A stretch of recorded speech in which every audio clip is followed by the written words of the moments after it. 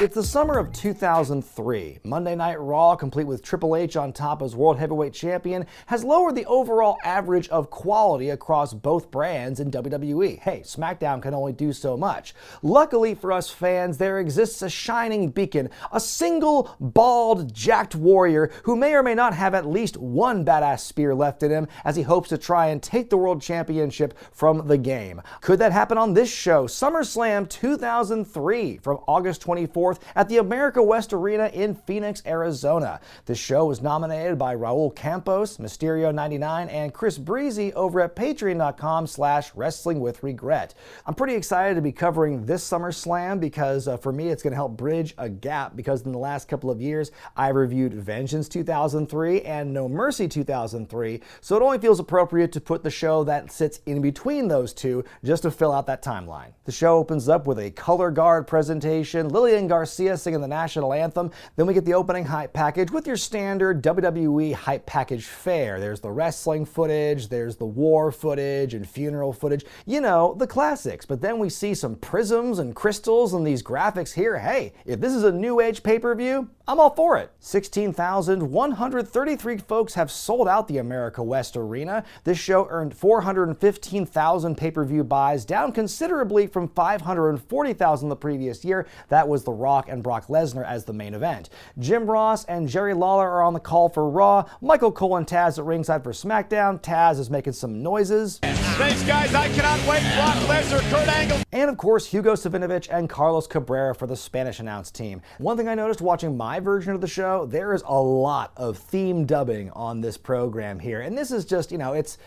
par for the course when you watch these older shows. Some songs, they have the license, and like depending on when you're watching it and on what platform you're watching it and whether it's a pay-per-view or TV, sometimes it's got the original license theme, sometimes it doesn't, and boy, it is glaringly obvious on my end watching these which ones are the licensed ones, which ones are the ones you're meant to hear, and which ones you're not. For instance, the Dudley Boyz theme on this broadcast is probably not what was originally aired. You see them waving the American flag here for this opening matchup for the World Tag Team Championship on Raw as Bubba Ray and Devon challenge La Resistance. By the way, I gotta give some credit to Howard Finkel for his impeccable French. La Resistance! Anyway, the Dudleys hate the French, and they hate the tag team champions Rene Dupree and Sylvain Grenier. La Res buried the Dudleys under the American flag a couple weeks ago on Raw. Then the week before this show, a supposed service member at ringside was brought into the ring forcibly by the champs, seemingly to be attacked. The Dudleys come to make the save, but psych, it's a swerve. It's Rob Conway, the OVW standout, who has now joined the main roster and is joining this group as a French sympathizer. More on him later. Bubba and Devon jump the champs on the ramp, and the match is underway. I love Jim Ross's line here on commentary. He's got a couple of interesting sound bites on this show, but one thing I liked here was the way he says, as folklore would have it, these two are half-brothers. Sylvain gets worked over by the Dudleys. Bubba Ray stands right on Renee's balls, giving him a huge chop as well. You can definitely tell from watching this that, like, the Dudleys, okay, they're the veterans, they're the gatekeepers, and so they're going to be a little bit snug, a little bit stiff with the young guys here. You know, Dupree and Grenier, they're relative babes in the woods on main roster television, and so yeah, you better believe that in this era of WWE, there is going to be a little bit of the toughening up process, the hard love as it were. A cheap shot by Sylvain allows the champs to take over on Bubba Ray for a little bit. Bubba hitting Grenier with his bomb, he gets the hot tag to Devon, he's on a roll, gets some friendly fire by La Res, but they manage to recover. Devon kicking out of their double team move. We get the was up from the Dudleys. Bubba starts a call for the tables, but stops mid-sentence to deliver a 3D to Renee. Sylvain yoinks referee Nick Patrick out of the ring. That allows a ringside photographer to suddenly deck Devon with his camera. He helps Renee get the cover. La Resistance wins and retains. The cameraman jumps Bubba after the bell. Suddenly Spike Dudley shows up to make the save, but he's laid out, and it's that phony serviceman king, Rob Conway, with the assist once again to allow the evil French Canadians to win. Then after the replay, we get our first glimpse of Jonathan Coachman for the evening. He interviews the Dudleys on the ramp, saying, "You gotta hand it to La Resistance. They sure were clever. Great bedside manner here, coach." Bubba says that anyone who doesn't like America sucks, and says the French kids did what they had to do to hold on to the belts, but the Dudleys will not rest until they get their belts back, and they'll do whatever it takes. I give it 2 stars out of 5. It's a decent match. It's good for TV, I guess, but this is pay-per-view, and so I thought the match could have been a bit better. It just felt mostly a continuation of the origin of Rob/Robert Conway into La Resistance, but it felt kind of excessive to me, because I'm like, once you've already done the big reveal where he's the serviceman, doesn't it feel kind of redundant to do another kind of swerve reveal like this? It sure makes the Dudleys look kind of dumb. Backstage, Eric Bischoff is getting ready for his fight with Shane McMahon, but who comes to join him? It's Christian, Intercontinental Champion. He introduces himself as if he doesn't work for Bischoff, then asks how come he didn't make it onto one of the biggest shows of the year. Fair question. Bischoff blames co-GM Stone Cold for that. Christian saying Austin's always been jealous of his connection with the peeps. He offers his assistance in the upcoming match, but Eric says he's already got backup ready to go. Christian also asks, hey, what happened between you and Linda McMahon? Tell me more, does she have a dead dad? Tell me more, I'm not booked and I'm sad. Shoot bop bop, shoot bop bop, shoot bop bop, shoot bop bop, shoot bop. Bischoff says he never kisses and tells, but will make an exception later tonight. Michael Cole and Taz recap what happened last month at Vengeance when A-Train obliterated Stephanie McMahon during her match with Sable. He's been jumping Taker on SmackDown for the last couple of weeks, costing him matches, attacking his previously injured ribs, and that brings us to our next match here as The Undertaker takes on A-Train. Wow, what a quiet motorcycle Undertaker is riding, as what's definitely his theme at the time is playing. A-Train comes out with Sable, and it's been hinted that she is his reward for all the work he's been doing for Mr. McMahon, which, holy shit, I hate to sound like a broken record with these reviews, but my God, that hits so different in 2024, doesn't it? Big Evil's on a big run in the opening minutes, hits the old school but trained suckers take her in to have him fall out of the ring. He's targeting those ribs again, big vertical suplex in the middle of the ring. The Undertaker starts fighting back with those soup bones, hits the snake eyes, but Train ducks the boot and they lay each other out. They're trading blows some more, Undertaker gains the advantage, hits some leg drops, wants to go for the last ride, but Train shoves him into the referee, hits the derailer but can't put Evil Inc. away. An Undertaker clothesline misses the mark and destroys Brian Hebner, turns him inside out. What a bump. A-Train now is a chair, but it backfires in a major way. The referee slowly recovers, can't count the 3 in time. Taker recovers and hits the choke slam to win. After the bell, Taker wants to go for the last ride again, but now Sable enters the ring and tries seduction. It's not very effective. Undertaker has Sable trapped now as Stephanie McMahon has returned to kick some ass. A-Train makes the save for Sable and the heels take their leave. I think when you have a pair of consistent, dependable hands like Taker and A-Train, you're going to have a very consistent, dependable matchup here. And I'm going to give it extra points because of Brian Hebner's bump near the end. We go backstage to see Chris Jericho getting ready for the chamber match later on tonight. Then we cut to the coach who's interviewing some fans at ringside asking who they've got for the main event. This one lady says Goldberg. There you have it. Up next, Shane McMahon has returned to WWE to defend the honor of his mother. In the last several weeks, Linda McMahon has suffered a tombstone at the hands of Kane, and Shane is out for vengeance, out for blood. But that feud has been put on ice for just a little bit because he's got Eric Bischoff to take care of. You heard me, it's Shane versus Eazy-E at SummerSlam. Eric saying Shane can't fight Kane just yet, but co-general manager Austin makes an impromptu match between them on Raw. Kane costs Shane the match, and then 1 week later, Austin puts Bischoff in a match with Kane, but Bischoff wins by countout because Kane will not destroy Eric. Austin tricks Bischoff again and says the winner of that match that just happened will face Shane at the pay-per-view. Then as one final salvo in the go-home Raw, Bischoff infamously broke into the McMahon home and forced himself on poor Linda. So that means in the course of less than a year, or maybe about a half a year, Eric Bischoff kissed Stephanie McMahon and kissed Linda McMahon, and Vince McMahon directed him to do both of those things, and man, Vince is a weird dude. Bischoff enters the ring and is ready to share the seedy details of what happened with he and Linda. But first, let's talk about Vince. He says, why are you running all over the country eating hamburger when you've got a hot, juicy, delicious filet mignon at home? I feel gross just repeating what he said. Bischoff says he and Linda be fucking and tells Shane he knows where he gets all his energy from now. But here comes the money plays and Shane finally emerges. Shane gets right to work and throws those potatoes at Eazy-E. Bish attempts to flee, but Shane won't allow it, just going to town for several minutes. But suddenly, Shane is struck with a chair, and it's the coach! The greatest heel turn of 2003 has taken place, everyone. The referee wants to ring the bell, but Bischoff says the match is now no DQ and falls count anywhere. Shane's in a bad way as Bischoff has now demanded that JR and the King's mics be cut, and Coach calls the action in the ring as Eric hits some more free kicks on McMahon. This goes on for a good long while until Shane finally fights back briefly. Suddenly we hear Stone Cold's theme music playing. In comes the co-GM of Raw, who has been told recently he cannot beat up any more superstars unless physically provoked. Coach stops him and talks some trash, starts taunting Austin, "I'm not touching you," but Shane pushes Coach into Steve, and that's all the provocation he needs. Austin and Shane, unlikely allies here as they both kick the shit out of Coachman. Austin gets the commentary turned back on. Shane plays puppeteer for Bischoff as he slaps Austin, which leads to a stunner. Shane with the cover, but is not done yet, starts to strip down the Spanish announce table. Shane with the big elbow drop and the cover. Shane wins. He and Austin share a toast as a bloody Bischoff is selling on the outside. I give it 1 star out of 5. The old angle disguised as a match routine, huh? I've seen that one before. I'll never understand why they turned Coach heel. That was such a weird run for me as a viewer. Like, why did they turn this announcer heel or commentator heel? I guess they were testing the waters for Michael Cole years later, but this was the origin of that run for him, which lasted a good long while.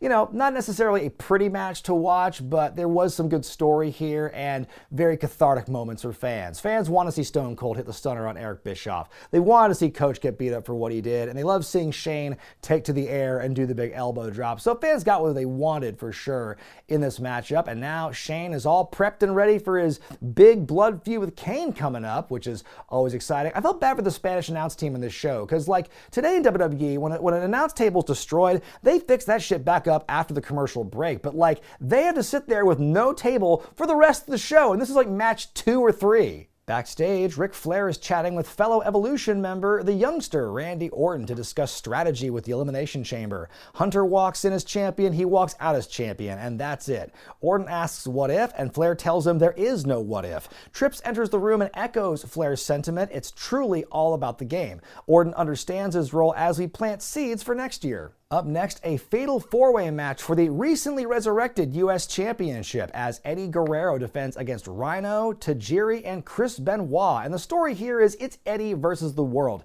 Ever since Eddie won the championship last month at Vengeance, a lot of his old ghosts have come back to haunt him because, Tajiri was his tag team partner for a bit in 2003, and then when Tajiri accidentally got the lowrider dirty, Eddie turned heel and slammed Tajiri through the windshield of that, put him out for a while. Of course, he beat Benoit at Vengeance to win the championship tournament, thanks in part to Rhyno, who's been beefing with his old friend Benoit. So a lot of crisscrossing rivalries here, culminating in this matchup. Michael Cole describes Eddie's lowrider as looking like a rainbow trout. Guerrero gets bopped around between the other 3 men, but the harmony breaks up quickly since only one man can win.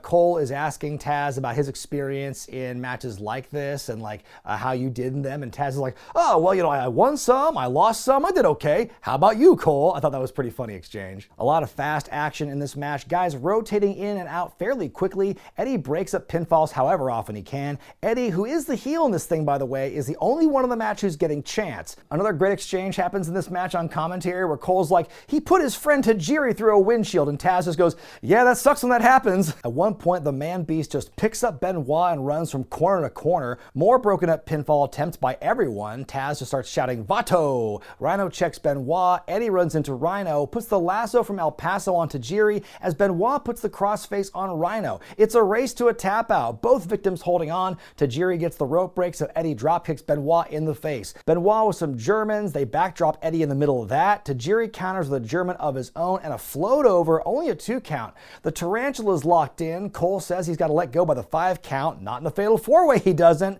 Rhyno with a gore on Eddie, but in doing so, he collides with the title belt that Eddie was holding. Guerrero goes up top, but Tajiri kicks him onto the floor. Benoit goes up top, hits the diving headbutt onto Rhyno. The cover, but Tajiri barely breaks it up in time. Tajiri almost dies falling out of the ring as Eddie hits a frog splash onto Rhino's back to win and retain. I give it 4 stars out of 5. Holy crap, this was such a fun match. It was very action-packed, very fast, a lot of crazy moments in this thing as well. I think that WWE bringing back the US title around this time was one of the smartest things they did, because especially at this point, it really helped showcase the robust mid-card that SmackDown had at the time. And as I kind of alluded to in the description of this matchup here, Eddie is already making his turn to babyface. Like, he was a heel when he won the belt, still doing the cheating thing, but by this point, fans are finding it very endearing, and pretty soon that momentum is going to be hard to stop. Last week on SmackDown, Brock Lesnar damn near murdered Zach Gowen right in front of Zach's mother and put him out with a broken leg.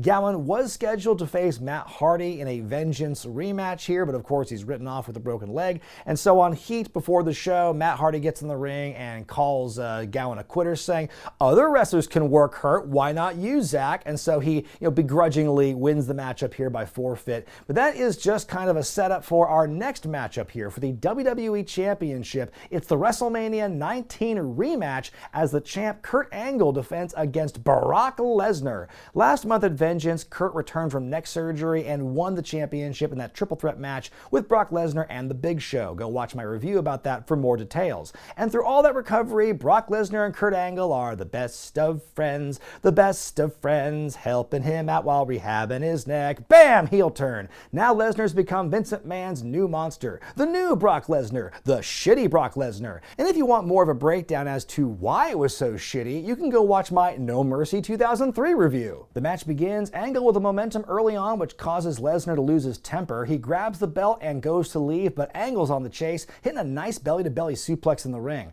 Brock counters with the gorilla press with the greatest of ease, and he just hucks Kurt out of the ring. They're using lunatic fringe to describe Lesnar in this new heel incarnation, which is so funny since they would go on to recycle that phrase for Dean Ambrose many years later to a better effect, I would say. And then further irony, Dean would fight Lesnar many years later at WrestleMania 32. Lesnar takes over now with plenty suplexes and a big tilt-a-whirl backbreaker, slowing things down with a body scissors, staying on top of the champion. Every time Kurt gets a little bit of hope, Brock snuffs it out. Nice stalling cradle suplex, by the way. Brock with a costly missed attack in the corner. Angle begins to fight back. They trade some suplexes. F5 attempt is countered into a DDT. Kurt puts the straps down, hits the Angle slam, but Brock kicks out, so Kurt puts the straps up, puts him back down again, then gets the ankle lock in. Brock counters, but we get ourselves a ref bump. Kurt with a creative submission on the challenger, goes back to the ankle lock, wrenches it in. Lesnar's fighting it for a while before he taps out, but there's no referee. In comes Brock's good friend, Mr. McMahon, who decks Kurt from behind with a chair.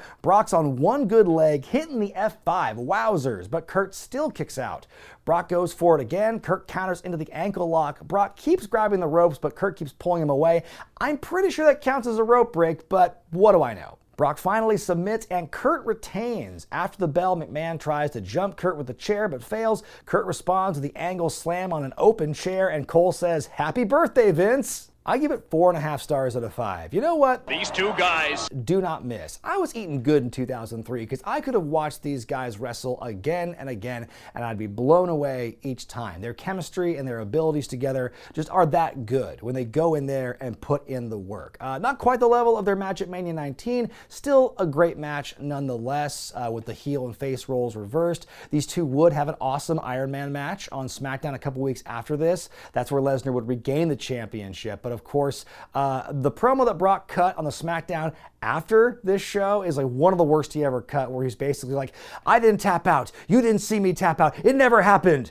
Okay, well, maybe I did tap out, but who cares? Like, Jesus, bring Paul Heyman back ASAP. We see Goldberg getting pumped and ready for the main event. Then we cut to a wacky waving inflatable arm tube man. That is a hilarious transition to me for some reason. We see the Arizona Diamondbacks in attendance, and here's the winner of the first Diva Search, Jamie Cope. The forgotten Diva Search winner, the one who did not become a wrestler. Up next, Kane takes on Rob Van Dam. I tell you what, man, no one suffered from Triple H's reign of terror more, in my opinion, than Kane, especially in 02 and 03, man. First, he loses the winner-take-all match, the IC title, world title unification in 02, and then he loses his mask in 2003 at the hands of Triple H, and that, of course, creates one of the most, iconic moments, I guess, on Raw, is where Kane unmasks. You see him turn around, he beats up his good friend and tag team partner RVD, and that's, sets off this whole chain of events for Kane basically being unleashed as this newly demonic, just pure evil character, because he's beating up everybody. He beats up Rob Van Dam, he sets Jim Ross on fire, tried to do the same with RVD, but the matches wouldn't light. He chokeslams Eric Bischoff off the stage, and of course hit the tombstone on Linda McMahon. Somebody must stop him. Before the entrances, Howard Finkel declares this match is now no holds barred. Kane's off to a big start. He pulls out a ladder from under the ring, but it immediately backfires on him. RVD fights back, big cross body to Kane to the outside, and RVD just flies to the air on that one. As Van Dam fights back, JR calls Kane a hideous, smelly monster. I swear that in wrestling, there's nothing worse you could say to another wrestler in kayfabe than to say they smell bad. That always seems to be a last resort, digging the knife in sort of thing. Now granted, if you're wrestling somebody who doesn't take care of their hygiene, that's not fun, but I think it's so funny that that's what they bring up when they're trying to come up with adjectives, negative adjectives. Oh, what do bad people do? Well, they smell bad. RVD is pushed off the top rope and onto the floor. Kane taken over, goes for a big flying clothesline off the top to the outside, but does not connect. He grabs the steel steps and charges, but is tripped and takes a face full of steel. Van Dam with a spinning leg drop over the barricade, some more of the greatest hits. The Rolling Thunder, the drop kick with the chair, looks to go for the Van Terminator. They don't call it that here though, but Kane moves out of the way. Van Dam goes for a dive, but Kane catches him, hits the tombstone on the steps. Then Kane dragging RVD's lifeless body back into the ring and covers him to win the match. I give it 2.5 stars out of 5. This was a really solid matchup here. I think the no-holds-barred aspect really played into their wheelhouse really well. Obviously, RVD gets to do a lot of the crazy stuff that the fans like to cheer him for, and this gives Kane a chance to really show off more of his aggressive, evil side here in this matchup. And so it was fine. They have good chemistry, and I think it was good for the story they were trying to tell. I think though they were definitely keeping some of the more violent things they could have done really close to the vest, because hey, if you thought this was hardcore, wait till you see what Kane and Shane do for the rest of the year to each other. In the trainer's room, Terry tries to interview a bloody and battered Eric Bischoff. He can't believe Terry's asking how he feels. Are you stupid or blonde or both? Get out of here. Suddenly, Linda McMahon shows up and Bischoff immediately turns into a stuttering buffoon. She walks up and smacks him right in the ice pack. Go get him, Linda. Backstage, Ric Flair gives Triple H a pep talk and says he's the greatest wrestler alive today, and you'll be walking back with that belt in no time. It's time for the main event, the second ever Elimination Chamber match in WWE history, and the first time it's appeared on SummerSlam. It's Triple H defending the world title against Randy Orton, Chris Jericho, Kevin Nash, Shawn Michaels, and Goldberg. The original advertised Raw main event for SummerSlam was first announced as Triple H versus Goldberg one-on-one, but then almost immediately as the weeks went on, they just kept adding shit to it to get to this point. Then it became Triple H and Goldberg in a no DQ match. And then Steve Austin's like, F it, we're doing Elimination Chamber now. We're adding all these guys into it, including a fellow member of Evolution to possibly spoil things for Triple H's plans. This is actually Randy Orton's first pay-per-view match, so what a way to kick things off. Dig the cool new haircut, by the way, on Big Daddy Coolata. He lost a hair versus hair match with Chris Jericho on a recent episode of Raw because he needed to get ready for his role as the Russian in the Punisher movie. Triple H wearing the bike shorts for this one, kind of an uncommon look for him here because he is currently nursing a legitimate groin injury. And this was by no means a secret. This was well documented on the interwebs around this time, and it was confirmed in commentary by Jim Ross during the entrance. He's dealing with this groin injury, and all conventional wisdom basically told you, well, this means that surely Goldberg's going to beat Triple H for the belt, so Triple H has time to heal, right? The match begins with some familiar rivals in Jericho and Michaels. JR brings up Shawn's SummerSlam debut that took place in 1989, that six-man tag team match where it was him, Marty Jannetty, and Tito Santana versus Rick Martel and the Fabulous Rougeaus, which, by the way, that match kicked ass. A few minutes pass and Randy Orton enters next. He starts off with a big top rope crossbody to HBK. Ends up being one of the first people to eat the steel, though. Takes a back body drop onto the floor. The walls of Jericho are on Shawn as the clock winds down count, and the next man in is Kevin Nash.